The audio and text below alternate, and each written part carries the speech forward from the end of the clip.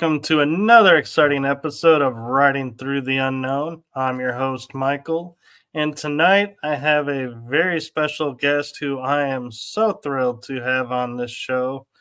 And I am going to skip over the housekeeping because really don't really have much housekeeping right now. So I am going to forego that to give as much time to my guest as possible because I know you all will be so thrilled with what he has to bring to this show.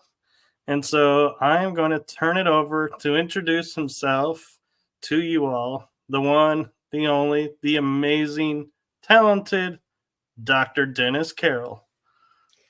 Well, thank you, and I really appreciate that introduction. Yes, I've been involved in a lot of different areas and fields of the paranormal, the supernatural, for well over half a century now. I go way, way back. And I am sort of a parapsychologist. I have a doctorate in metaphysics, philosophy, divinity, and theology. So I approach this from different ways. I have been interested in this all of my life. I cannot think of a time that I wasn't interested in things, the spooky kind of stuff, as we used to call it. I was always interested in that, but I had my own experience. I had several experiences growing up as a young child. Lived in a haunted house, as a matter of fact. And I had several small, what I call small paranormal experiences. But the main one that I had that started me on the road that I find myself on now happened when I was about like 15 years old. And I actually saw three demonic entities exit a man during an exorcism at a church. The minister told everyone to close their eyes and bow their heads. Well, I didn't do that. I watched. And what I saw was a jaw-dropping type of a thing. It was a revelation to me that there was a side to this universe around us that is the unseen, the unseeable aspects of it.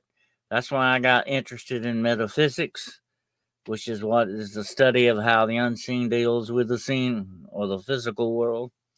To me, it was all a very fascinating field. But when I had that experience, it lit a fire under me to understand what I saw. And I will describe that. It was basically very much like three rather large, I would say soccer size, balls of dark, dirty light. I found out later this was actually what you would call spiritual energy. But they exited this man and went through a wall next to him. And it was just that moment in time I said, did I see that? I was so startled about it. And, but I, for a while, just like some other people will do, I kind of wanted to deny what it was that I saw. Finally, though, I had to be honest with myself. I said, yeah, I did see that. Now I need to understand what it is that I saw. And that was the beginning of my journey at the age of 15. As a matter of fact, at the age of 15, I did my first physical investigation, which was a werewolf sighting. Also, one of my very first cases was a consultation. I've done a lot of consultations over the years, and it was a consultation about a witchcraft episode. So that was how my career began at the age of 15 years old. And it is still ongoing now, like I said, for well over half a century. I'd say probably around 55, maybe 56 years that I've been in this field, different fields of the paranormal. And like I said to you earlier, I like the whole pie, not just one slice of it. Right. And I got to admit, you don't look like you've been in the field for 50 years. You look really good for your being that age then. Well, thank you. I appreciate that. Sometimes I feel older than the hills, but I try to stay on top of all this stuff, and as time goes on, I say this about it. It is an ongoing learning field. I love to learn. The more I learn, the happier I get. But also, there's a point where you need to share your knowledge. And I think, this is shows like this are very good at that. Like my friend Jessica Jones and some of these other shows out there that are trying to get to the truth of things, trying to find out, ask the questions. That's terrific stuff. Like I said years ago when I first started, we didn't have anything like this. Okay. I had to haunt the research areas of libraries. I spent many, many hours in libraries. They won't let you take the research books home. Okay. I had to Right. read them, I had to take notes on them. Now you have the libraries of the world at your fingertips. I would have loved to have had something like that years ago, or podcasts like this. I was out there as a lone wolf for many, many, many years in this. Okay, and like I said, back then you didn't talk about stuff like this. You were ridiculed. They were ready to put you on the funny farm. You just didn't talk about it. You had to be very careful to who you mentioned this kind of stuff to then. And now I love it because it's wide open and everybody's discussing it. To me, this is the wonderful thing. It's like, coming out of prison or out of a closet and finding out, hey, there's a whole nother world here. To me, this is fascinating. And I said, I wish this had been like this 50 years ago. Great. Right. Yeah. So, one question I have for you that I feel is right up your repertoire, and I'm not sure if you've ever really been asked, and people often ask me is a dogman a werewolf, or what are the differences? I think sometimes that there may be some misidentification going on, But the interesting thing is the one thing that classifies the difference in dogman and actual werewolf. A dogman is like dogman 24/7. He's always going to be dogman. That's just what he is. The werewolf, on the other hand, could be your next door neighbor, could be your Sunday school teacher, could be the boy that bags your groceries at the grocery store. It could be anybody.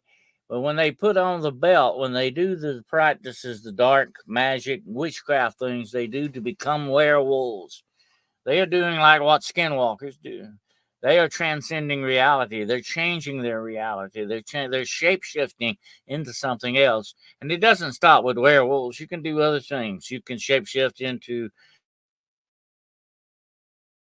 ravens. You could shapeshift into a dog. You could shapeshift into a cat. Whatever the situation. And a lot of these, and I've talked about this before in the past. A lot of these big phantom black cats that people talk about, like panthers and all that. Some of this could be connected to dark witchcraft that's going on, because these people, when they reach that plateau, and we can talk about that later. When they reach that plateau on the ladder of dark satanic power that they get, they can do a lot of wild, crazy stuff. They can become werewolves. They can become vampires. Whatever the situation they want to do, they can turn into a tiger.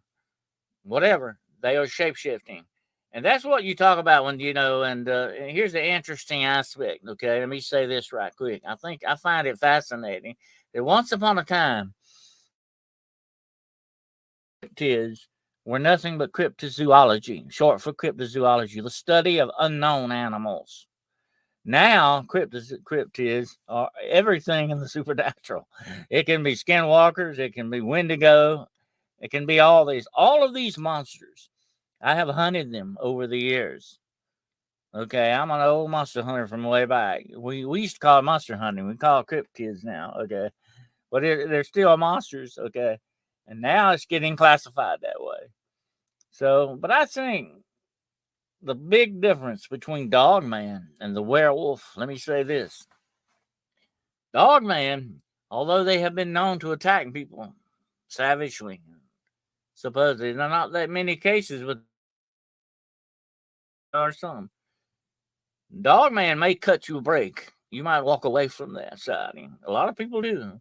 They walk away from the sighting. A werewolf, on the other hand, is an apex predator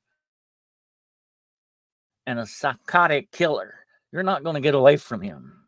He's going to tear you to pieces. That's just what he does. They are much worse. I would rather, and I've had a lot of people ask me, which would you rather see, a dog man or a werewolf? I'd rather run into dog man if I'm going to run into something, because you might not walk away from a werewolf episode. Right. And so if I'm on, so how does one then be so let me try and figure out how to word this because I'm like, I got like three different theories in my head colliding over what you just said about werewolves. And it's like, wait a minute, hold on, hold on. Let's formulate this. Is so the theory of a werewolf scratch or bite is not how werewolves transmit to others. They don't actually do that. So you're saying you had to actually go into dark arts to make yourself transform. So it's not like a virus that's Well, transferred. there is an attribute to that. There is a cursed werewolf. There's different types of werewolves. Okay, you have the dark magic type of werewolf. You put on the werewolf pelt or the belt, and you become this thing. You transform into it. And by the way, there is a kickback on that. You can do it only so many times, and you get stuck forever as a werewolf. You can't come back. And every time you change into this, whatever it may be, the werewolf, dog, or whatever thing you change, every time you do this, it takes a little bit of your humanity away from you. You lose a little bit more and more of your humanity. So some of those dogmen out there may be werewolves that can't come back from that, can't change anymore. That's another possibility you got to look at. And another possibility on the dogman is they may be conjured creatures. They're all forth from the darkness for certain reasons, and they do some of them hanging around graveyards, and that's a very deep demonic connection there. Okay, we'll get into that in a little bit, but anyway, when it comes to the werewolf like that, there are different types. You can have a curse in your family, like a bloodline curse that makes you a werewolf. You can also be the wolf man. Okay, now the wolf man is different from the werewolf. Your common true werewolf runs on all fours. It can stand up on his hind legs and walk when it wants to, like a bear. But most of the time, it propels itself on four legs, like a giant, dire monster wolf. That's what a werewolf truly looks like. Then you Kind of have like Twilight did. yeah, and then you have the wolf man. He looks more like you and me, only he's got an animal part to him. He's part wolf, but he still looks more like a man. Either one of these creatures are dangerous for one very important fact. They have a supernatural power and strength, but they also have the mind of a man behind it. That what makes it so much more dangerous in many ways, I think, than Dogman would be in that respect, because of the weapon that we all have up here, the brain. When you couple that with deep, dark, supernatural power, you get some weird stuff done. You can do some damage, definitely. Um, but to me, there are different types of werewolves. You can be cursed. You can be bitten by the werewolf. That's part of the curse, supposedly. It's not being scratched. You got to have an actual bite, supposedly. Kind of like the virus thing. But what it's doing is passing that curse on. It's cursing you with the curse that it has. That's what it's basically doing when that happens. But you can also be cursed through the bloodline. You can be like some of your grandparents or your great grandparents made a deal with the devil, and part of the deal was this transformation thing that goes on. And it can be either a full blown werewolf, like I said, or it can be the wolf man or wolf woman, whatever the case may be, like that. So that's your difference. Okay. And so I got a question kind of to the Dogman side is I know some of the cryptids, are kind of like legends and lores from like indigenous people and or other stories. And I'm kind of curious because I started thinking about this after I'd first learned about Dogman is I remember a movie that came out, Last of the Dogmen, and it was about an Indian tribe that was lost in the woods because the woods were so thick they never met civilization. And so I wonder, because of, is it just an ironic coincidence this indigenous tribe is known as Dogman, or is there possibly a connection between Dogman and the tribe Dogman? Well, if you go back and look at a lot of the indigenous folklore, and I'm big on folklore. I study a lot of folklore in my time. I love the indigenous folklore, especially the Cherokee. But if you go back and look at some of the way they talk about this, you might want to remember a movie that came out years ago called Wolfen. Have you ever watched that movie? I've heard of it, but I Mhm. can't remember if I've seen it, but I do recognize the title. Well, what it does is it addresses the indigenous people's look at the wolf itself, and they considered the wolves to be a people, a tribe unto themselves, because of the way the wolves act. They have a family unit, and when wolves move, they have guards around their family and all this stuff. I mean, they're very smart. These animals are very, very smart, and the indigenous people knew that, and they considered them to be a people. Okay, we got to remember that's the outlook on it. But if you remember in the movie Wolfen, these weren't just regular wolves. These wolves were highly super intelligent wolves that were surviving sort of underground and in the ruins of civilization with man never knowing that they were there. Okay.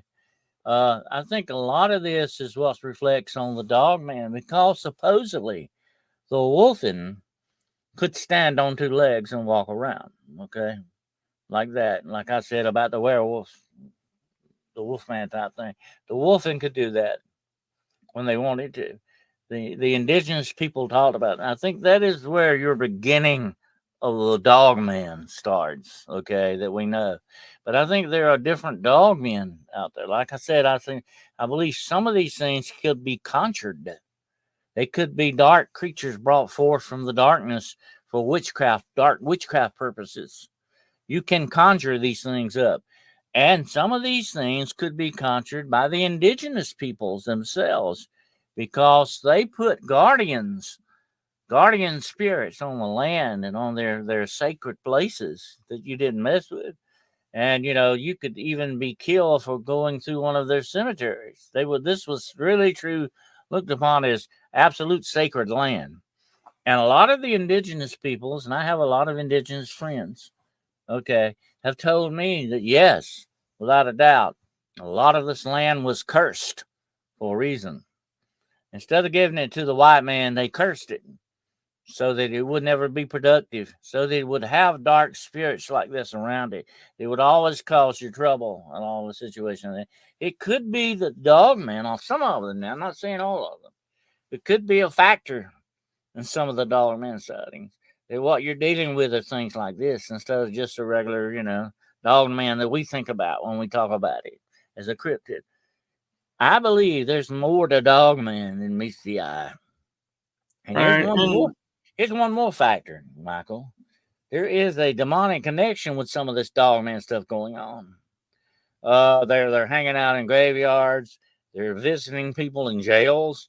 They're doing some weird, wild stuff that a normal dog man would not do. Something is going on here. I think here's the thing about it, and knowing the demonic as well as I know them, they take stuff like that, whether it's Bigfoot, dog man, chupacabra, whatever cryptid you want to talk about. The demonic can use them for their own purposes sometimes. We got to realize that. Also, and then I won't get into that tonight because that's a whole nother show for another time. But there are also government connections in here that I believe without doubt the demonic is running parts of our government. Okay, or they're deep embedded in it, and there are certain factors of the government that are interested in things like Dogman and Bigfoot and giants and all this other stuff. They are. I was approached many years ago they tried to recruit me in the CIA. Okay.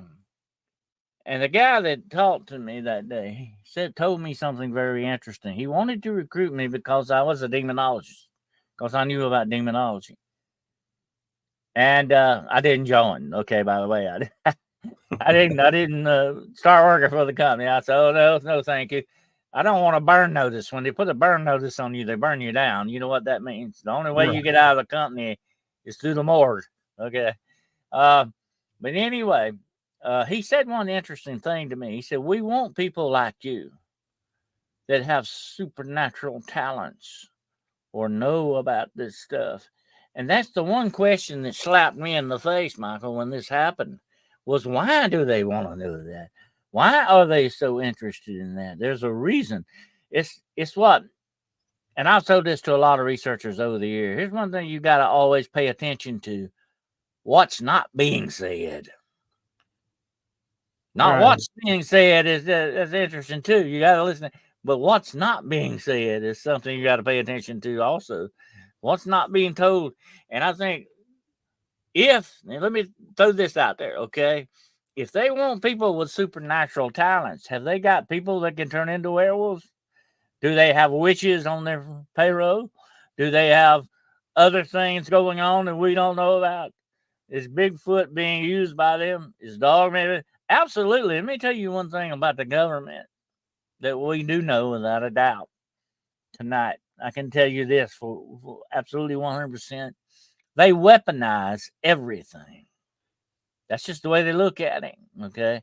They weaponize everything. They would not stop at weaponizing Dogman. Not in a heartbeat.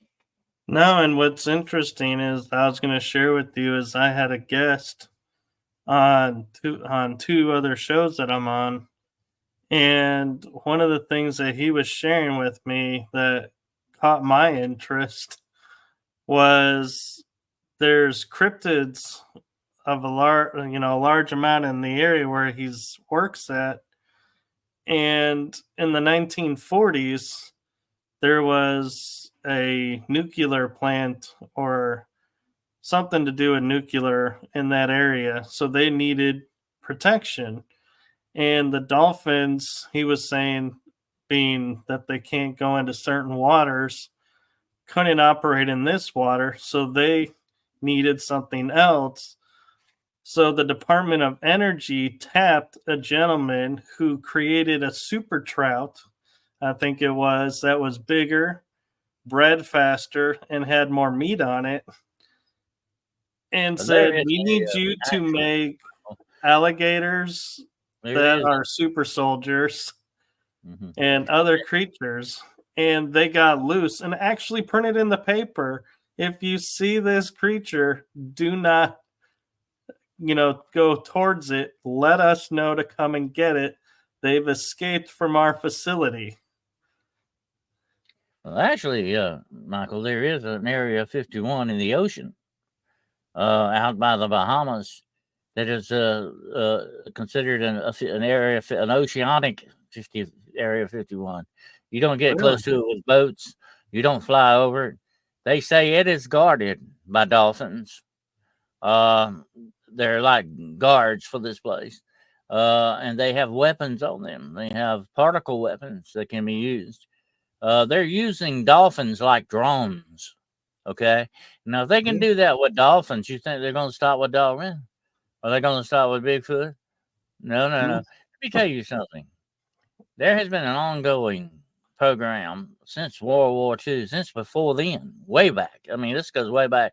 A lot of my research points back to the 1890s on this, that there's been sort of like what we call a super soldier project thing going on. Of course, you can call it that, but I think it's much more involved than that. Okay. But that's been going on since Nazi Germany and all that. When we brought a lot of those professors and scientists over with Operation Paperclip, we bought Werner von Braun, the guy that took us to the moon. Okay. And I'm not going to talk about Jack Parsons, who helped him do that. By the way, who was a disciple of Aleister Crowley, by the way. Anyway, those are the guys that took us to the moon. One of them was an ex-Nazi. SS soldier, okay, an officer. I have seen pictures of him wearing the Run Braun in his SS uniform. Okay, that's what we brought over here and got working for us. That's what we know. Okay, that's what we know about this. But all this stuff is very deeply involved. And let me say this, okay, and in going back with my research, it's not only super soldier things; it's hybrid stuff. Where they're trying to hybrid things like with people and with apes and all these other different things. This experimentation has been going on for well over a century. Okay, and it is still ongoing. They are weaponizing animals, cryptids, whatever you want to talk about. They have robotic mosquito drones that can land on you and take your DNA, and you won't even know it. Okay, this is wild stuff, but it's real. A lot of people, I've confronted a lot of people that say, "Oh, come on, this is science fiction stuff you're talking about. This is something somebody made up." No, folks, this is real. This stuff is really out there. They have particle beam weapons. Yeah. That can destroy whatever they want to. They have, let me tell you this, and you got to look at it this way. The technology we have right now in our lives, it includes microwave ovens, smart watches, and phones. This technology we have right now is 100 years behind what the government is. Think about that a moment. No, that's very true. And a lot of times I hear even like our advances in technology, like, when we got cell phones, flip phones, and they all credit it to Star Trek. And I'm like, yeah, Star Trek made it public what the military was using 30 years prior and got permission to disclose. Oh, But yeah. it's And not where it comes from. It comes from another source. And it's like nobody well, wants to consider that. I believe without a doubt, instead of it being alien technology. And like I say, this is my own take on this and what I found out in my own research. I talk about this in my book, The Road Unseen. Uh, it's aliens, all right, but it's not the kind of aliens people think. They're not bug-eyed creatures from Alpha Centauri. They're not the Anunnaki that you think that they are. These things are much more deceptive than that. They are fallen angels in my book. That's what my research points to these being. They can masquerade as gods. They can masquerade as a lot of things. They have done that. You can call them Zeus, Odin, whatever name you want, Amun Ra, whatever name you want to give them. That's what they've used over the years to fool people into believing different things because they're egotistical maniacs, too, by the way. They like to be worshipped. But this technology that the government is getting, and this is why the government is so interested in demonology, okay? The technology that they're being given, it's being given to them by these fallen ones. This technology, they have their own technology, okay, by the way.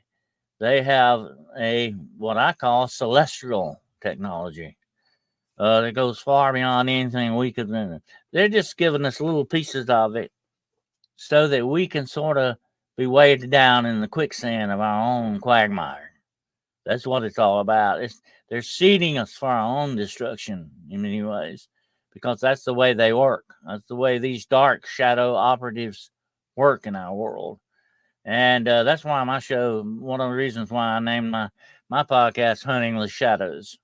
Okay, there's a lot of shadows in this world, and what we need to do, shows like this and other ones, our main objective is to pull the darkness out of the shadows and into the light where it needs to be.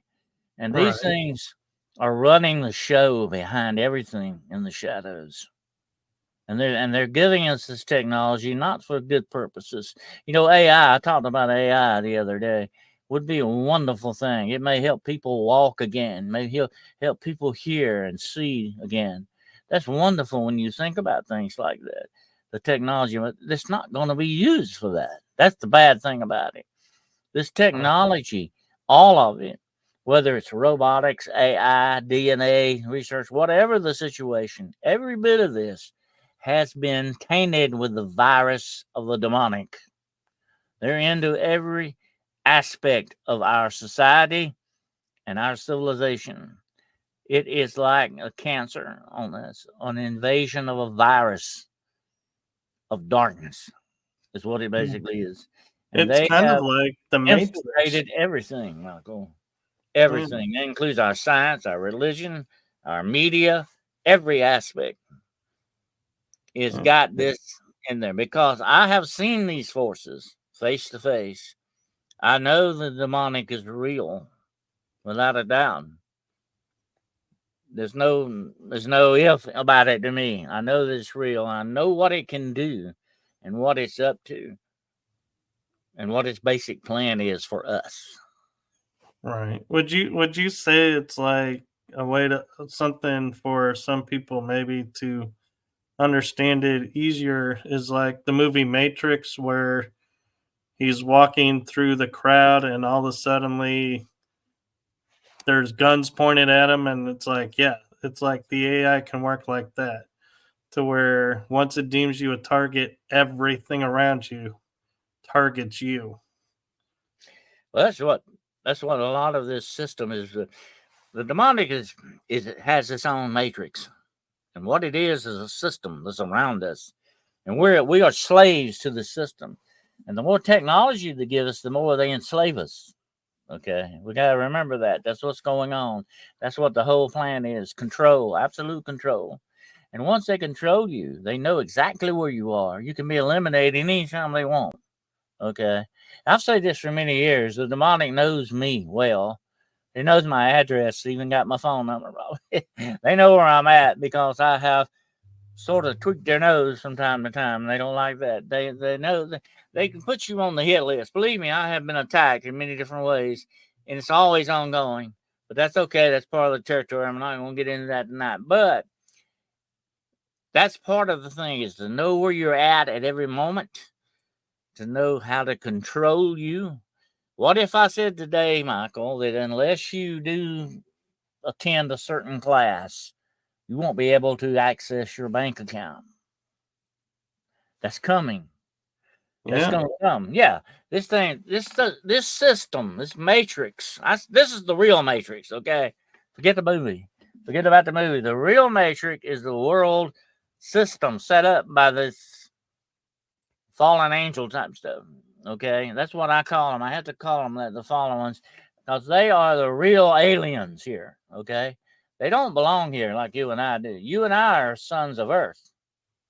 We belong here. They don't. They invaded this planet years ago, many, many centuries back, and they're trying to run and take over everything. It's like I said. I said this in my book. The worst case scenario is the mother of all conspiracy theories. Is this okay? And I don't consider it a conspiracy theory anymore. Okay, but it would be this: we have been invaded centuries ago, and they are slowly taking over everything that we have tried to do and use it for their own purposes.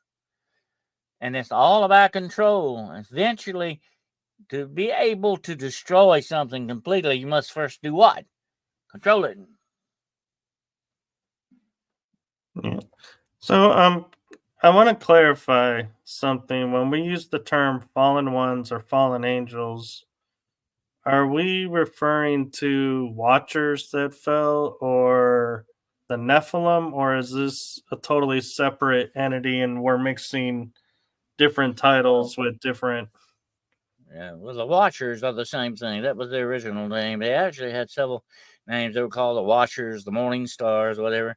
They were sort of the supervisors of the universe. That was their job to make sure. And there must be untold millions of them. Okay. Uh, we don't know exactly what number they are, but it would have to be in the millions to be able to encompass the known universe that we know about anyway. But anyway, that was their job, the Watchers, and that's what makes them so dangerous because they are super intelligent beings. One angel, one fallen or whatever, a good angel or a bad angel, has enough power to destroy this world. No problem. That's how powerful these beings are. And like I said, they have their own celestial technology. If you read a lot about the Bible and some of these other religious texts, you hear about the wheel inside the wheel and these certain sephirim that have eyes all in them. And it sounds very much like robotics of some sort.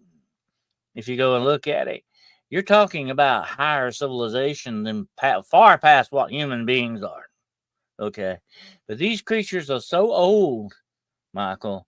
They have lived to see and learn everything. Think about that. Untold centuries that they have watched and learned. They're super smart. I've come up against them and I know they are very super smart beings. That's what makes them so absolutely dangerous.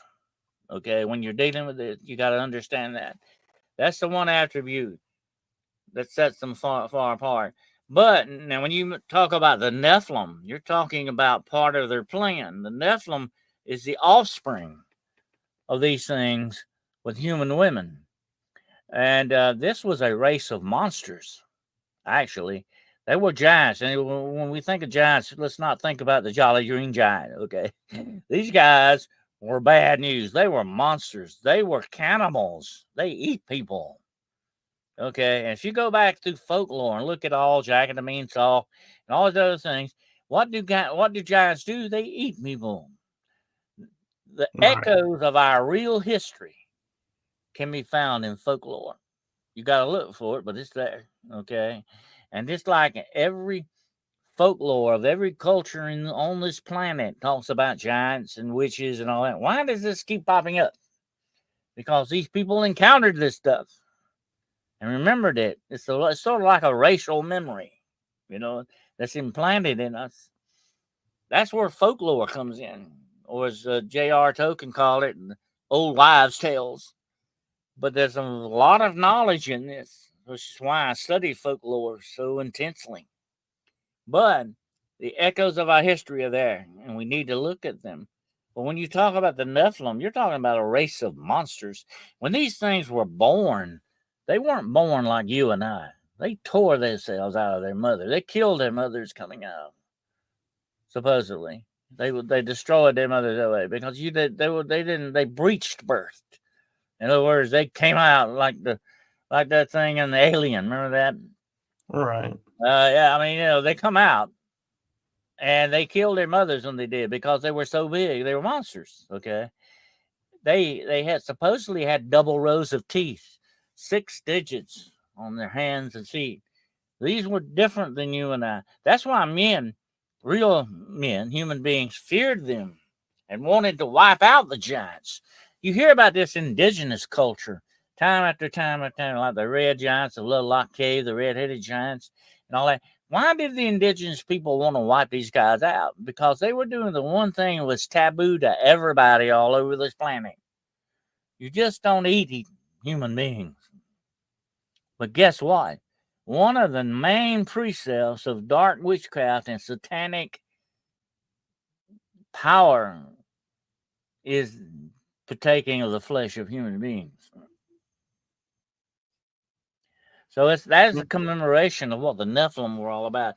The Nephilim were a race of monsters. They really screwed up humanity, and it was the plan of the fallen angels to screw up the Creator's plan all along, mess up our DNA, and we have unfortunately, some of us have that Nephilim DNA still in us. It's still an ongoing plan. The plan has never stopped. It's still going on. And the plan is to undermine everything our Creator has created for us and eventually destroy us. So I wonder, when we hear of stories like David and Goliath, I find it interesting that a single pebble thrown from a sling hit on the forehead drops and kills a giant. But then I was reading somewhere where there was actually 2 giants there. And so it's like, wait a minute. Now if there's two, why do they only tell the story of the one? And if the giants, so to speak, even like Jack and the Beanstalk, where they cut the stalk and the giant falls to his death, if they're so vulnerable, so to speak, why is it that they need to be erased from history? And so that's kind of where my thinking goes sometimes, where talking about giants is, wait a minute, they probably are not as vulnerable and easy to dispose of as our ancestors thought, and they may have been unconscious and got up and walked away later, but it doesn't seem to me like they could have killed the giants so Well, easily. I think what happened actually on the field that day, Michael, was David incapacitated this giant, knocked him out. Because if you read on, he did pick the giant's sword up and cut his head off. Okay. Right. Goliath was dead. He was very unalived. Okay. Put it that way. When David got done with him, I think he was incapacitated. I don't know if the stone actually killed him. I think he more or less knocked him out, kind of a thing, And the reason why that happened, the forehead, is because his helmet. That was the one place where his helmet was not at. It was a really great shot when you think about it. And only a shepherd could probably have done that. Somebody who was very familiar with slings. I have used a sling like that when I was young, and it could be a deadly weapon, absolutely. But I think he was incapacitated by it because David went over there and got his sword and cut his head off. But Goliath, by the way, supposedly had 3 other brothers bigger than him. He came from a family of giants. There are other giants talked about in the Bible. There is without a doubt evidence, although mainland science will not say this, okay, what I'm about to say. Mainland science doesn't believe this, but that doesn't make it not so, okay? But they don't believe it. But there was plainly a race of giants on this planet, and they were not good guys, okay? They weren't happy, jolly, green giant guys going around helping anybody out. They were bad dudes. They were a race of monsters. You want to call them that. That's what they were. And that's why people wanted to wipe them out. Hopefully they were wiped out, supposedly mostly by the flood, but I think their DNA still remains. That's why there were some giants born later on, like the very famous incident of the giant of Kandahar and all this other stuff that went on. There are still some of them there. They may not be 10 or 12 foot giants, but they are still giants. Okay. Look at Bigfoot. And I have seen Bigfoot face to face. Okay. I ran into him one night in the woods. He is a big guy. All right.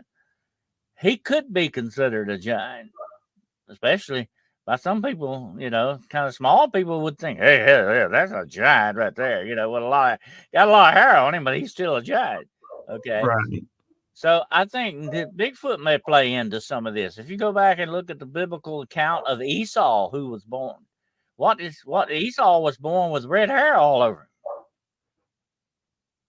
him. Where did that come from? That shows you, that's a pointer right there about how our human DNA has been messed up on purpose by these things. Right. You see a lot of pointers and clues. I have taught myself over the years. When I first became an investigator, I went to professionals, which is why I got into law enforcement later on. I went to professionals to understand how you investigate. And I learned the techniques on that and all that. And you look for clues, pointers to the things that you're looking for. And that sends you to where you need to examine something much more closely. Mainland science doesn't believe that. I think it's covered up a lot of it.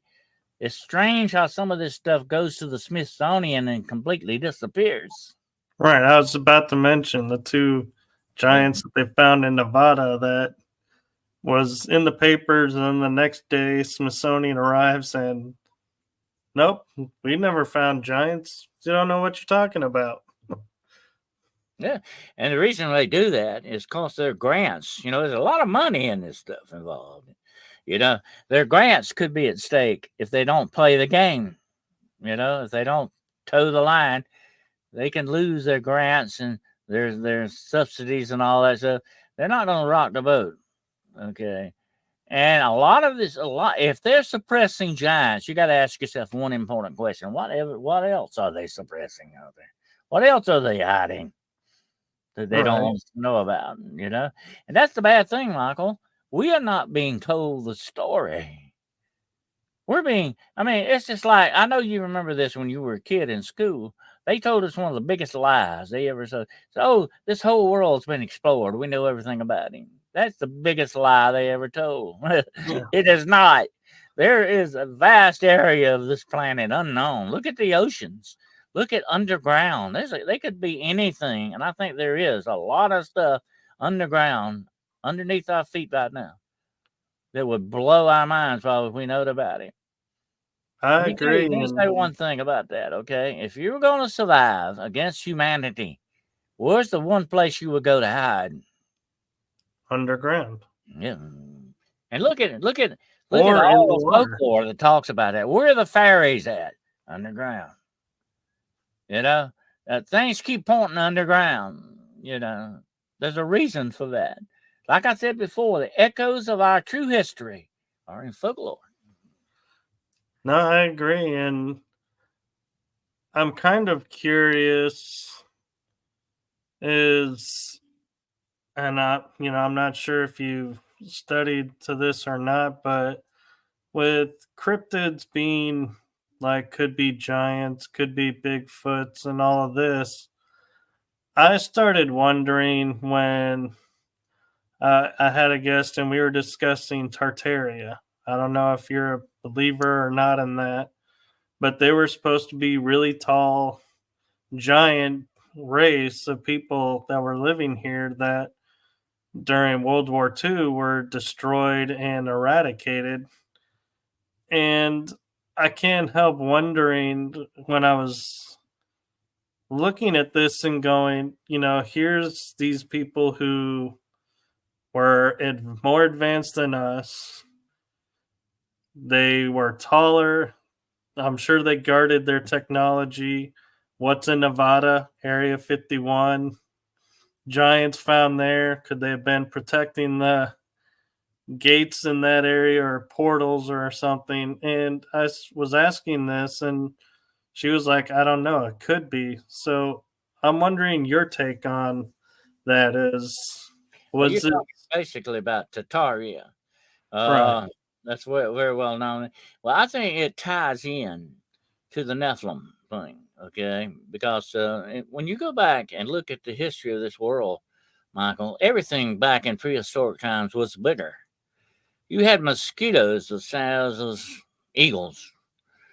You had trees. Look at the redwoods, how big they are. You had trees. You had fauna that was much larger than what. Everything was bigger then. Everything was different. It was a different world altogether than what we have with us today. The world has gotten older and changed, just like you and I. The older we get, the more we change.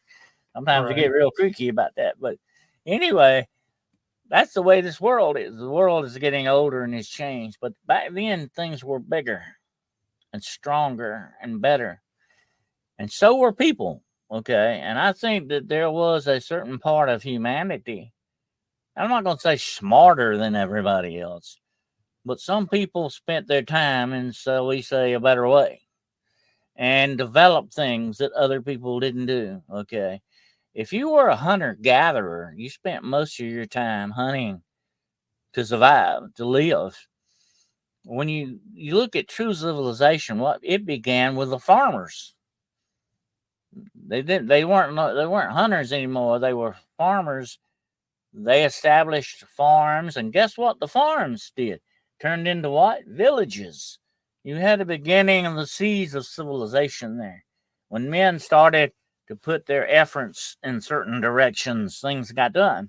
I think some people may have done that, like the Tartarians that we talked about, and they may have been the offshoot of these giants, the Nephilim, because the Nephilim or the offshoot of the fallen angels. And they were very, very smart guys. They gave us, like I said, and they're still doing it, giving us technology, but not for good reasons, for bad stuff. But I think Tartaria may be connected directly to Atlantis itself. But Atlantis, I think, may have been very much like that, or may have been part of Tartaria. And they were a race of very tall people because they were the offspring of the Nephilim, who were giants. You know what I'm saying? You've got that giant thing popping up again. Every time you turn around, the giants keep popping up wherever you go. Same thing with Tartaria.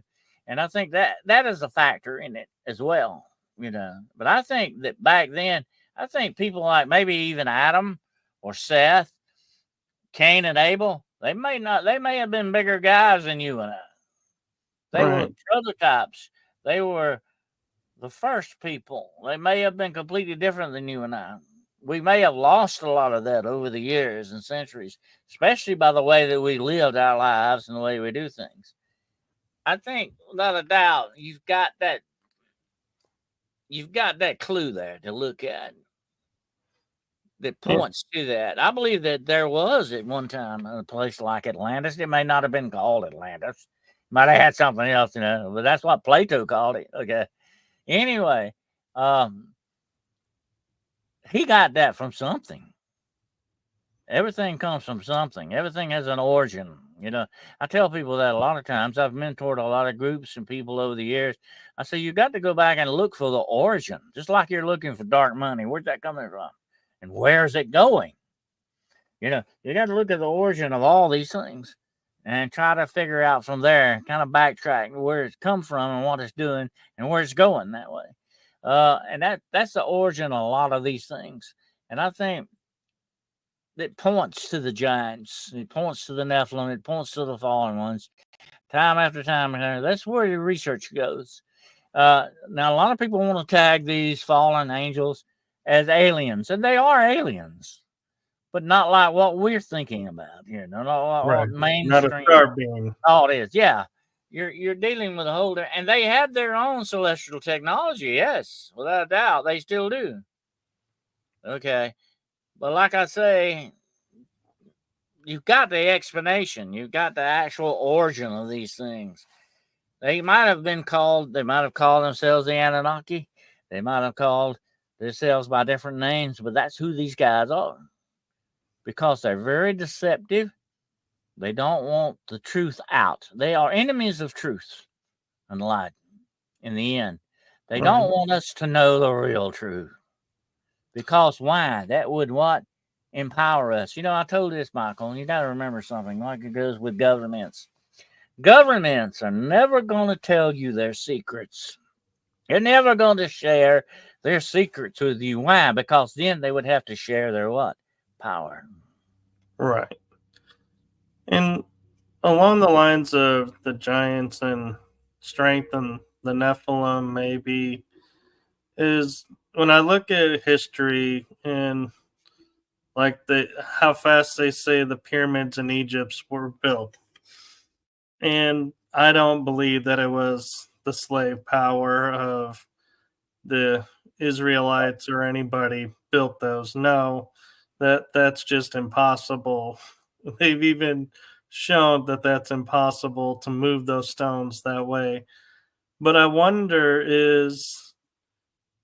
could those have been buildings either created by or used by Nephilim and giants that they took over and said, hey, look what we built? Or could they have somehow enslaved some of the Nephilim and said, hey, you need to build us these monuments? And they were like, okay, and maybe using them as power stations to try and escape and thinking these humans don't know what they're building. That's an interesting theory, and I've read about that too. Here's something you got to think about. It's a very interesting passage from the Bible. I'm a minister, so I know I go by the Bible a lot, and it has a lot of It has a lot of pointers to it, definitely. And there was one account where the Israelites sent out scouts who came back and said, hey, you know, that country, it's got people bigger than us. Next to them, we look like grasshoppers. That's what they said now. Talking about a whole country now, not just some one person or a Right. family. He's talking about a whole country of people. He said, they're bigger than us. We're like grasshoppers to them. Their grapes are even bigger than our grapes. You know. So what we're talking about, we're looking at something in prehistory here that that has been suppressed, it's been overlooked, it's been called fables or whatever. I think we're looking at something that's really there that they don't want us to see. But that's, like I said, the echoes of our true history or in our folklore and our stories that we try to remember this stuff by. And you can find it in old and ancient texts like the Bible and others like it, where they mention these things. It would not be that far fetched that if the Egyptians knew about a whole country of people like that, they would not get slaves to help them build the pyramids, yeah, but they would be giant slaves. You know what I'm saying? That's not that far fetched to think that they would not utilize that if they knew it was there. The Egyptians were. You got to remember something about the Egyptians. They were conquerors supreme. They went around conquering everybody that they could. They ran into some problems with the Assyrians, or what we call the Philistines. They ran into problems with them. The Cephan people. By the way, the Philistine people really actually came from the Greeks. They never did. The Egyptians never really got to where they could conquer the Greeks, but that was the only ones that they missed on. But they went in deep into Africa and conquered different countries in Africa and all this stuff. So they were all about countries. It's not that far fetched that they would, if they had known about a race of giants, then they wouldn't have utilized it for their own purposes. Right. And another thing too is like we talk about, the history is in front of us, but we're not seeing it. Is when I was talking with Tyler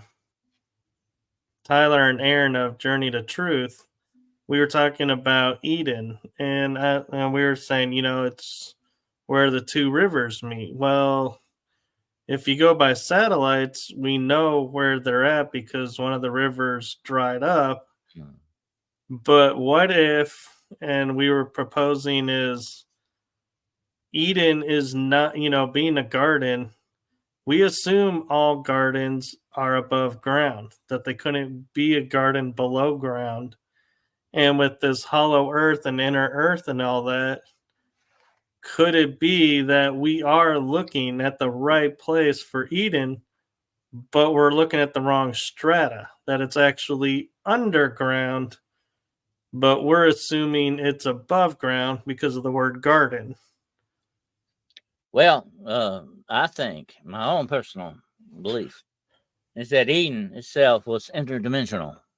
I believe it was another dimension. Okay, from where we're at now.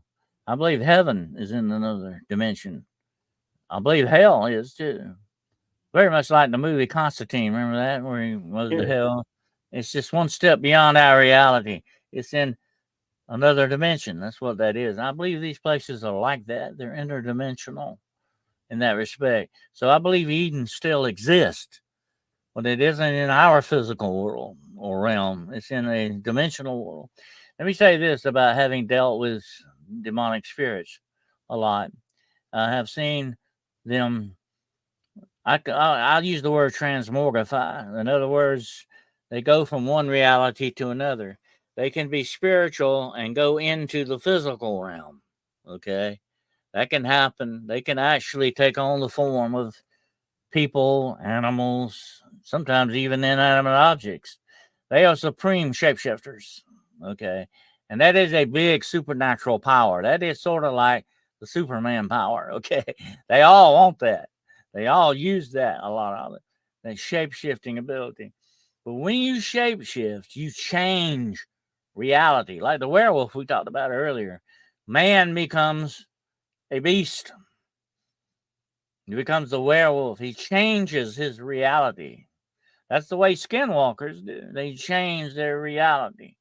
I know how they do it. I could do it if I wanted to. I'm not going to go that way. I mean, this is some real stuff. It can be done. but you got to do some very horrific things to accomplish it. You got to do some terrible things to accomplish this shape shifting, but it can be done. You change your reality.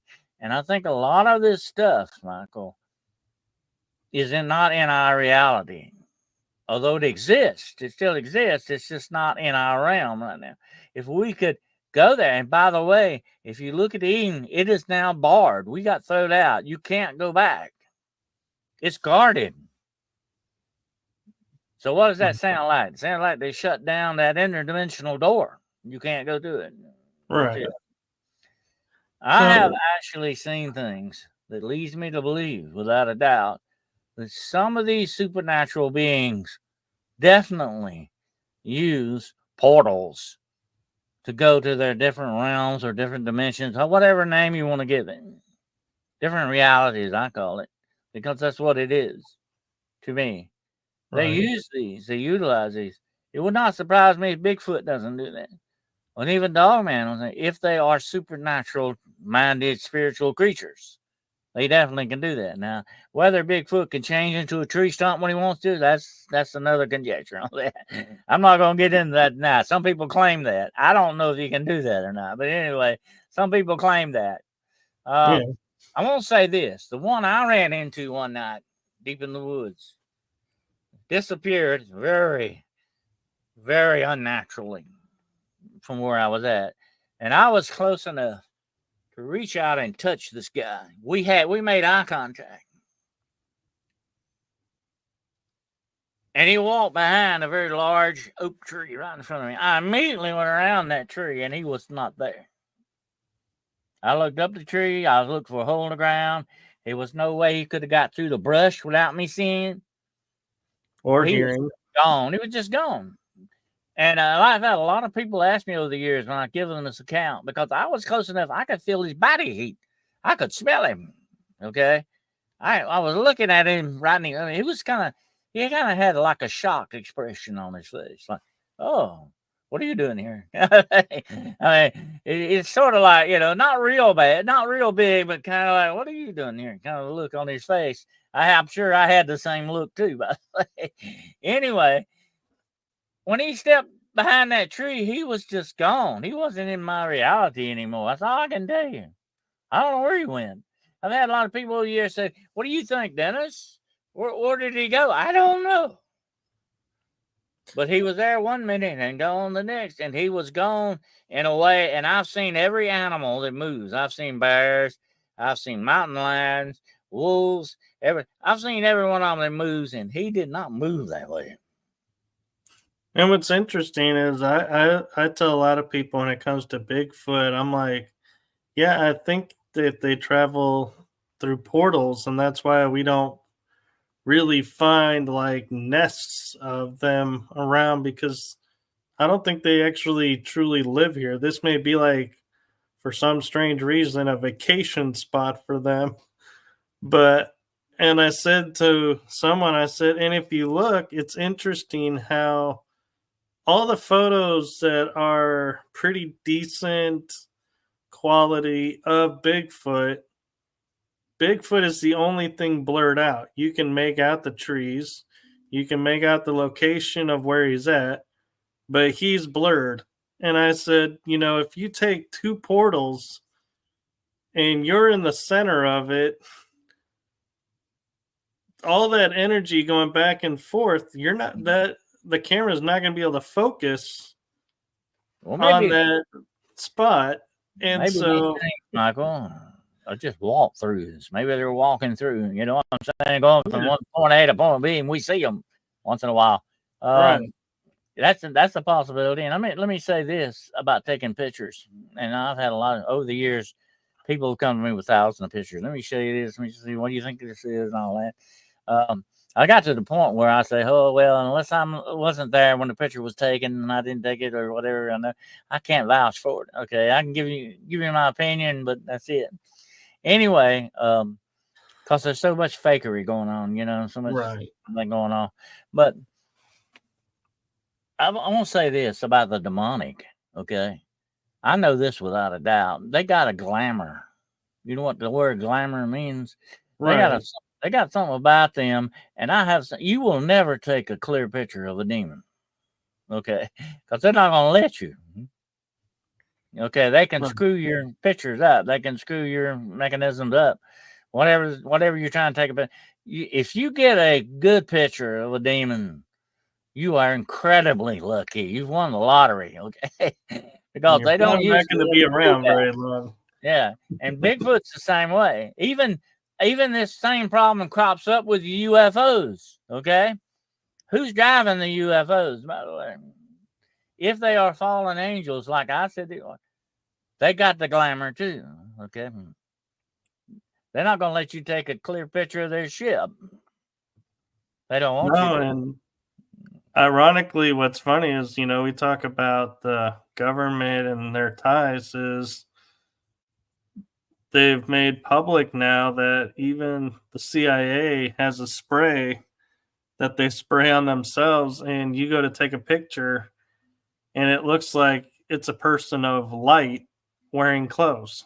There's no identifiable features whatsoever. Where do you think they got that technology at? Right. Mm-hmm. I mean, that's why we got to keep going back, looking at the origin. Where did it come from? Why is it?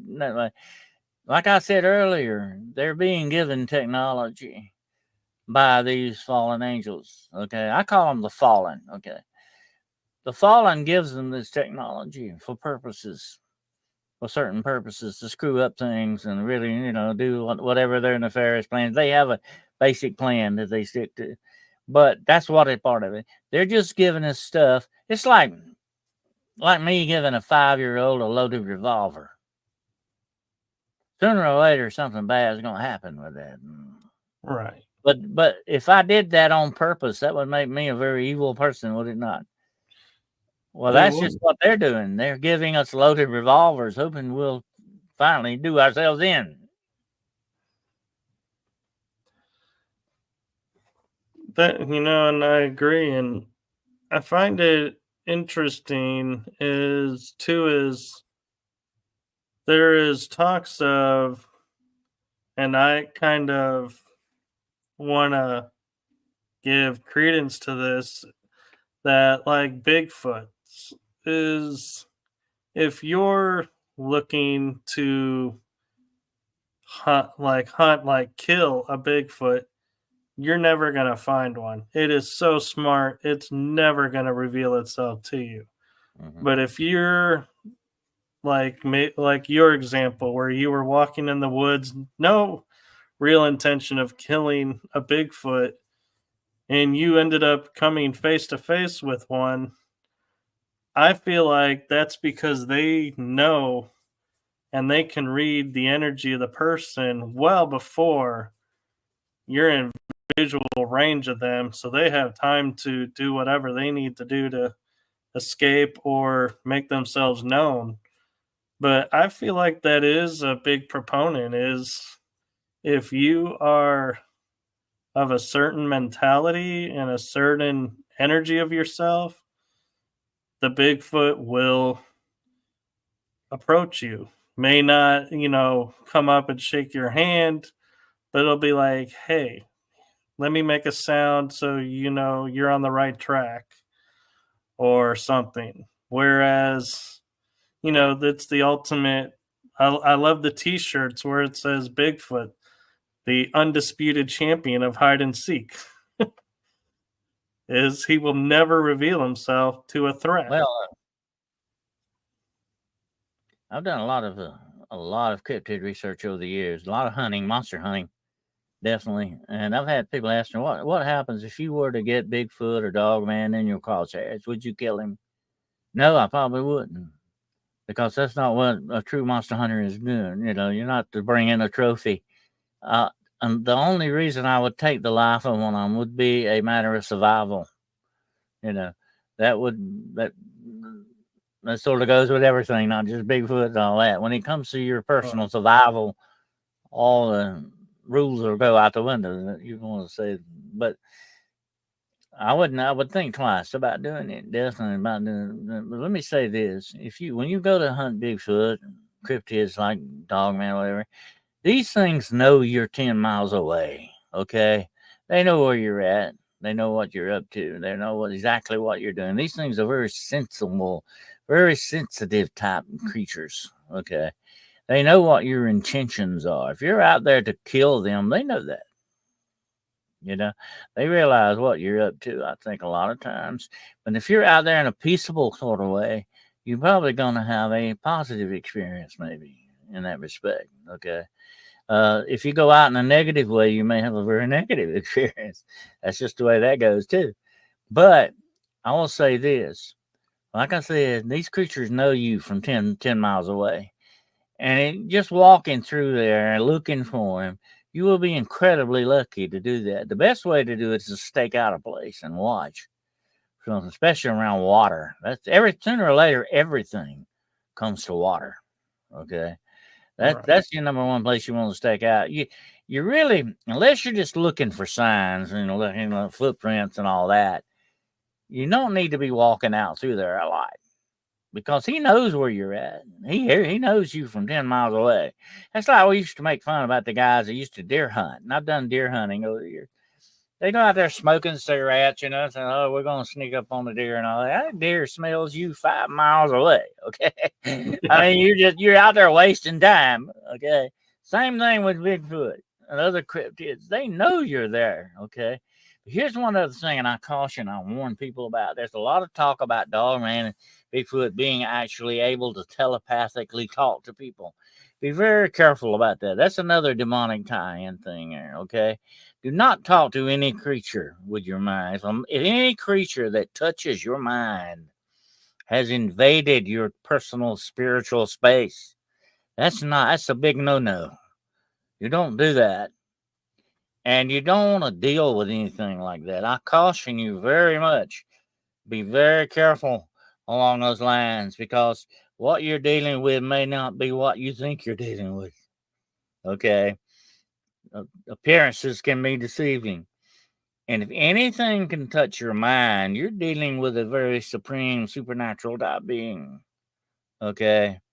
Because as you and I, we can't do that, Michael. We're human beings. We don't usually do that unless you're a very extraordinarily different human being. We don't do that telepathically. When something starts touching your mind, they have invaded your extreme personal spiritual realm. You don't want that to happen. That's very, very, very, very cautious about that. But I've had a lot of people say, oh, yeah, Bigfoot talks to me, we communicate and all that. Another thing is, be very careful how you physically communicate with these things. People leave gifts out for them and all this stuff. They're like what they used to do when they would hunt deer. They would leave out grain or apples for them. They're baiting these things. Well, Bigfoot is not stupid.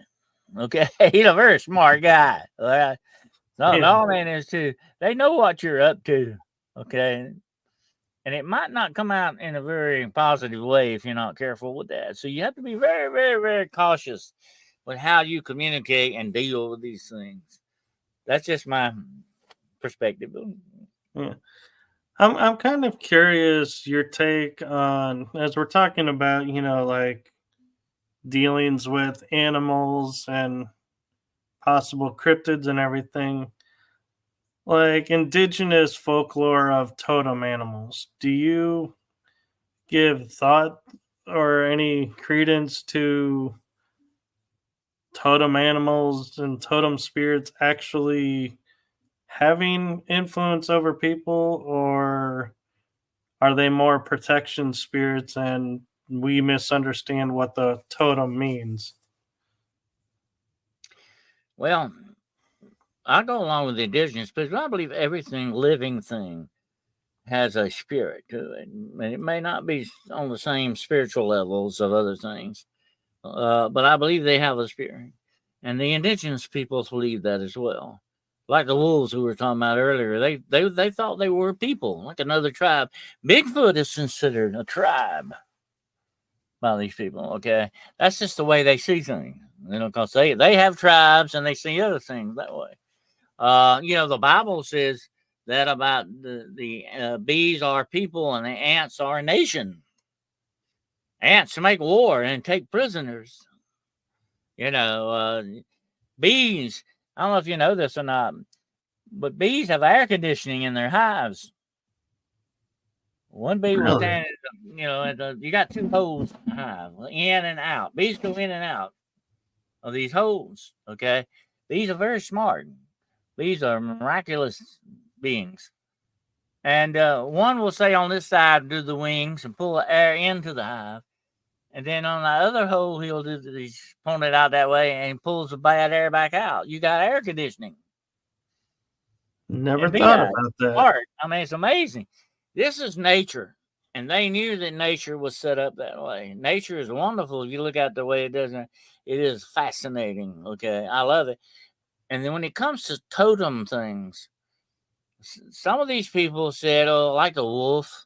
I like the wolf. I like the way he does stuff. Or the bear. I like the way the bear does stuff, We'll have to talk sometime about giant bears. I heard a lot of reports about giant bears. They would squash a Bigfoot, okay? You only hear some of these stories about giant bears, monster bears. Anyway, if you were sort of felt kin to these things, you felt a kindred there. That was your totem spirit kind of thing, like the eagle or whatever it was. That was the way they looked at things. The indigenous people said you had your kind of I think the word for it was Shekinah. You had a spirit animal. You had that connection there. A lot of times they would even be named for these things. I had an indigenous friend who gave me the Indian name Ghost Wolf many years ago. They would give you different names. Whatever your name was, that was what you were, and that was sort of like what your totem spirit was too. That was the tie-in to it, the spiritual tie-in. And so I think that's where a lot of that comes from. But then when you look at the bad side of this stuff, like the Wendigo and some of these other things that they have in their folklore, they saw a dark side to this too that you didn't want to mess with. You had the bad spirits, the dark, evil spirits. Take the Wendigo, for instance. It is it doesn't have deer horns, by the way. The real one doesn't have deer horns. It Right. looks like a giant emaciated skeleton. Okay. What it is a symbol of hunger, cannibalism, and cold gnawing curse like on it that wants it to kill and destroy and consume. And you can never consume enough because it is a skeleton. This is a bad thing to look at. That's what the true Wendigo is. It is a spiritual thing, more or less, than it is a physical. It can take on physical attributes, you understand? It can do that, just like the demonic I was talking about. They can go from spiritual to physical in a heartbeat. So can these things. Any kind of a spirit like that can do that. And that's the way they looked at the totem animals. And they figured, just like the skinwalker, although he is the bad evil witch, okay, he's up to no good. He's usually doing things for all the wrong reasons, okay, for revenge or whatever the thing is. They are witches. What you got to look at, people talk about werewolves and stuff like that. All these are witches, okay? That's what they are. Bad, evil witches, okay? And they're not Glenda, the good witch of the north, okay? They're bad witches, and they're up to bad stuff. And they do this in bad ways. But you had totem animals that you were supposed to be kin to. They were sort of like your attributes that you had. That's what they tied into, It's fascinating cultural type thing when you think about it. And that's why they venerated some of these animals like the bear and all that, because they were noble animals to them and they represented strength or family. And like the wolf represents family, the bear represents strength, the eagle, freedom, That's why the American took that as a symbol. It's a symbol of freedom. The indigenous peoples looked upon it that way first. Look at the thunderbird, The thunderbird is an amazing thing. It's one of my favorite legends, by the way, the thunderbird. Yeah. Yeah. Look at all these things. They had a spiritual connection to them as well, though, And that's where you get the totem animals and all that. But you had a good side to it. You also had a bad side. Yeah. The reason I was asking is when I was in college on a birthday, I was in a national park, and I went up on this hill by myself, and I Mhm. have a vision and of seeing like a wolf mother with her cubs, Mhm. and I was able to approach. And I remember, approaching very venerably, being very careful and, being low and talking, and saying, it's okay. I mean you no harm, and being able to approach. And then this black, like alpha wolf appears out of nowhere, charges me, and it's like, to me, it's like the vision I regain from is, it's like it jumps in me, and I had a few marks on my stomach that I was asking somebody one day, and they're like, yeah, these kind of look like scratch marks that were left, but I don't know anything that would leave this. And my mind is thinking, okay, did that wolf really jump in me? And is, that a part of me? And I had, like really good hearing, really good eyesight. And the Well, one of the points I'm going to is years later, I went to Alaska when I was in a tribal area experiencing one of their things, and they asked for a volunteer. I raised my hand, and they put a wolf head on my head and was like, yeah, you're representing the wolf. And I was like, could they have seen that in me, that actually did happen? well, a lot of people have spiritual experiences in the woods. I consider that the biggest church of all, by the way. The outdoors. I love it whenever I've spent a lot of time in the woods, especially alone. It can be a very spiritual experience. Sometimes we are given these visions, I think. We're given these directions by our Creator for certain purposes, for directions maybe in our lives. We need to pay attention to a lot of it, definitely. And the one big thing we got to take away from that is what the Bible says about God and what Jesus said about him. He said, He is a spirit. He therefore has to be worshiped in the spirit. Okay, that's what God's about. He is a spirit. And His spirit is in all of this world and everything in it because He is the creator. And when you create something, Michael, you put a little bit of yourself into it.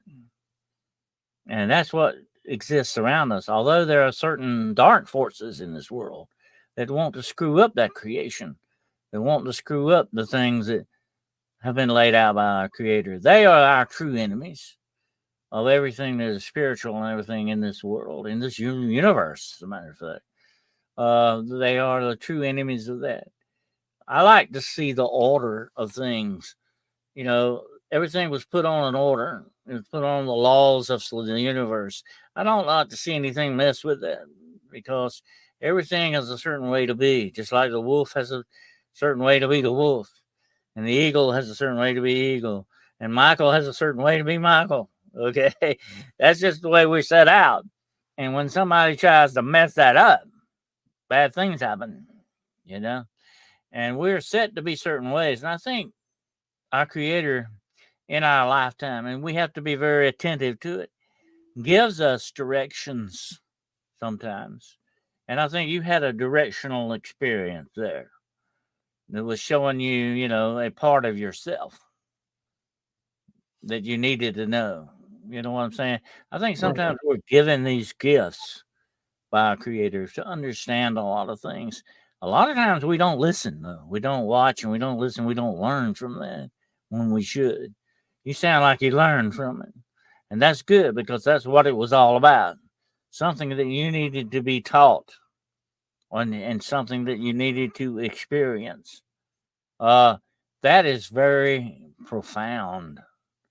and a very, very nice gift to be given. Yeah, and what's interesting too is I didn't even think about this, but I've had three different people who I trust look at my energy and try to see what's going on, with what's happening. And each one of them has said, there is something unique about your energy that I've never seen in anybody else's energy, and it's keeping you safe. And I didn't think about this until, like you were saying, you reminded me when you were talking about the wolf, bear, eagle, and how they were representative.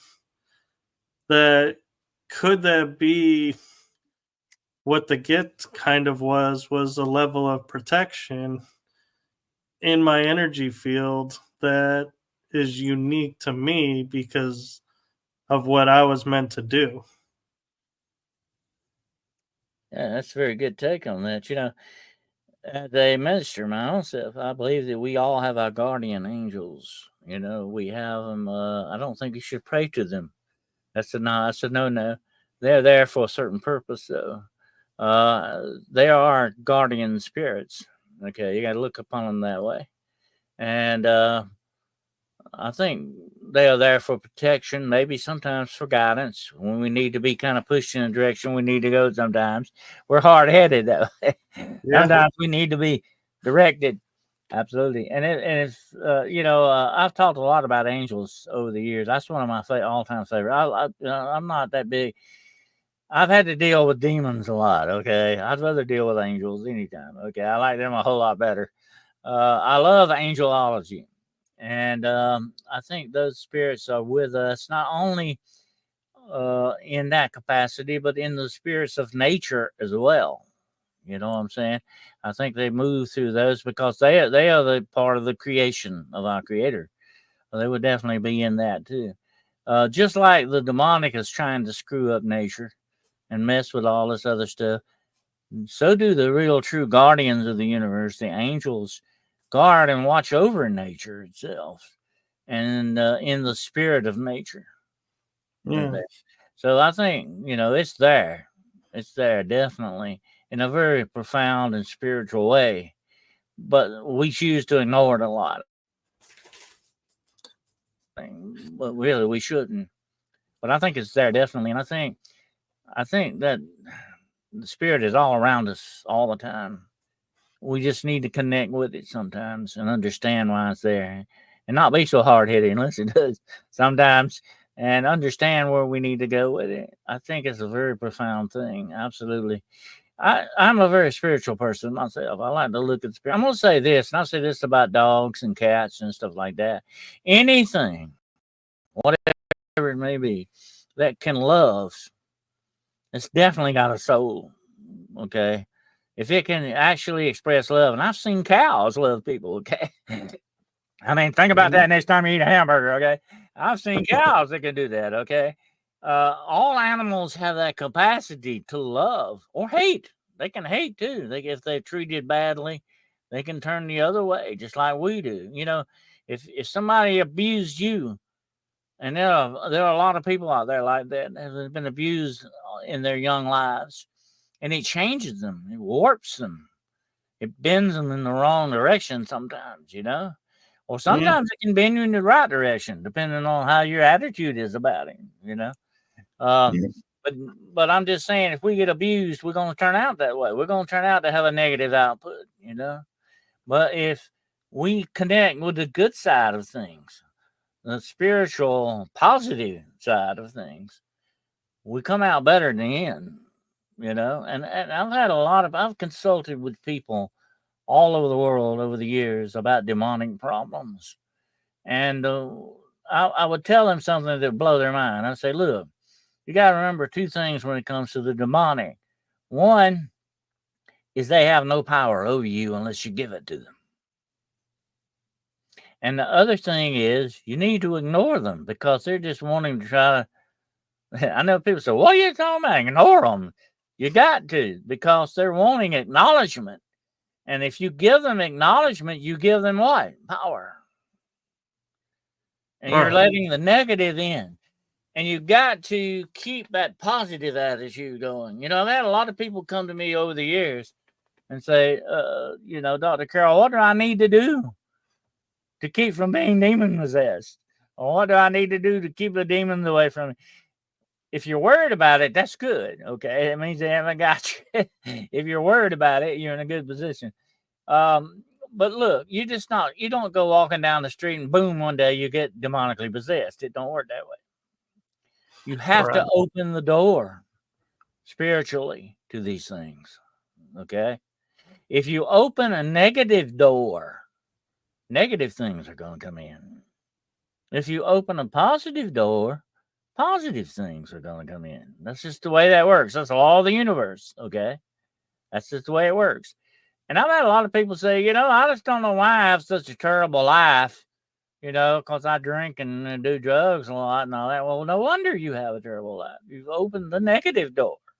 Right. You let the negative, and that's what these forces are waiting for, Michael. They're waiting for you to kick that door open so they can come in. Don't invite them in. Because once you invite them in, they're going to live with you from then on if you're not careful. They're going to really screw your life up. You're giving them the ammunition that you don't need to. Never give your enemy ammunition. She's liable to shoot you with it. That's just the way that goes. Right. You got to take the power away from these things, and you do it the correct way by having positive things in your life. Open the door to the positives. It keeps out the negative. And when you deal with the positive, you got that love in you, you got that outlook, you got that good positive vibes going on with you, you got a good spiritual outlook, you have a good relationship with your creator. Whatever the situation is, that's going to form a positive barrier around you. And it's going to be like a bumper against the darkness. And one thing I find interesting, and I'm curious your opinion on this, is like when we hear these moral stories, like the scorpion that crosses the river on the turtle's back and stabs the turtle with his tail and kills him, and they're all like, well, why did you do that? Well, because I'm a scorpion. To me, I look at that story and go, why are we not looking at the turtle who knew he was going to get stung, but still did the right thing and helped him cross? Why do we look at the death side versus the act of the other one? The negative, Michael, is never going to appreciate no matter what you do. That's why Jesus said in the Bible, do not cast your pearls before swine. The negative is never going to appreciate your output on what you do for them, whether it's for their own interests or whatever. They're not going to appreciate. That's what makes them negative. Okay. Yeah. That's one of the things, like the scorpion. He's definitely going to sting you. That's like if you swim with sharks. Sooner or later, they're going to eat you up, but you can't blame them. They're just being sharks. Okay. You should blame you. You shouldn't have swam with them to begin with. Okay. Anyway, that's just the way we got to look at these things. We got to understand the negative's not going to appreciate anything you do for them. Okay. But you're the good guy. You got to do what's right, no matter what, because that's what makes you the good guy, like the turtle. Okay. That makes you better than the scorpion. Now, there's the scorpion. He had a free ride. He should have let that turtle go. Right. He was being the scorpion, though. But we can't excuse him for that because he had the choice to do what he did. Right. Just like you had the choice to take him over. We got to understand our choices are our own responsibilities in these things, no matter where we're coming from on that. And that's what's wrong with this modern day society. I'm not going to get philosophical with you here, but that's what's wrong with it. Okay, we don't want to own up to our responsibilities. We don't want that responsibilities, we get pregnant with children. We don't want that responsibility. Or we have a sexually transmitted disease. We don't want that responsibility. whatever the situation is, we're trying to get out of the responsible things because we want to do what we want to do is overriding everything else. And that's not good. That's not a good attitude to have. That is a negative attitude when you look at it that way. Right. It's not positive. It's not productive. If you're not the solution, then you probably are the problem. Right. And Dr. Carroll, I just looked at the time and wow, I'm surprised at the time. And I want to thank you for coming on and sharing this with us and sharing your knowledge. And I would like to take this moment to extend to you an invitation of if you ever want to come on again, I will happily have you on as a guest again. Oh, absolutely. Definitely. I enjoyed it. Well, thank you. And so, where can people find you if they have questions or want to get clarification on anything? Okay, I have 3 podcasts every week. All of my podcasts are on at 9 o'clock p.m. Eastern Standard Time. On Monday nights with Mr. Joel Fountain, I have a show called The Road Less Traveled. We do a lot of the offbeat stuff on that. Then on Wednesday night, I do my main number 1 show, Hunting the Shadows. And on Friday night, I do Paranormal Point of View. All those are at 9 o'clock p.m. Eastern Standard Time every week. And you can reach me at DennisWCarroll.com, my website. Or if you have any questions, observations, you want to tell me about anything, you can reach me at DennisWCarroll@gmail.com. My books are available on Amazon, Barnes & Noble. Just look up Dennis W. Carroll as the author. And also, from time to time, I'm seen also on Jessica Jones, the Cryptid Huntress. And that's where I can be found sometimes too. Yes, and I will say Jessica was a guest on my show and was a real pleasure and a treat. And so, yes, if you ever get the chance, go check out her show, The Cryptid Huntress, and check out Dennis's shows. They are full of great information and will help you with any topics that you're interested in. I guarantee you, I think I can say with what, 97, 98% authority that you'll have a show on those topics. Oh, yeah, absolutely. So thank you again for coming on, and I'm grateful that we were able to pre-record this episode. And reminder to everyone that this show was pre-recorded because our shows air an hour apart on the same day, so that's why we pre-recorded this, so you can get to watch Dennis twice in one day if you want to. You can watch him here and then on his show. And so, one thing I'd like to ask you, Dr. Carroll, is what is from your vast life experiences, what's a golden nugget you would like to leave this audience with? Well, it's something I said earlier about opening the doors. Let's all kind of, look for the more positive things in life. Let's keep a happy attitude in our lives and all that, and we will come out better. And I think in the long run, if we have that more positive attitude, let's get in touch with our Creator more and the spiritual side of our universe. We'll definitely be better for it. I agree. And thank you for that. And thank you to everyone who's going to be watching this episode. And do note if you do comment or ask questions in the chat while the show is premiering, we will look for those and we will try to answer those as best we can. So, thank you to everyone watching.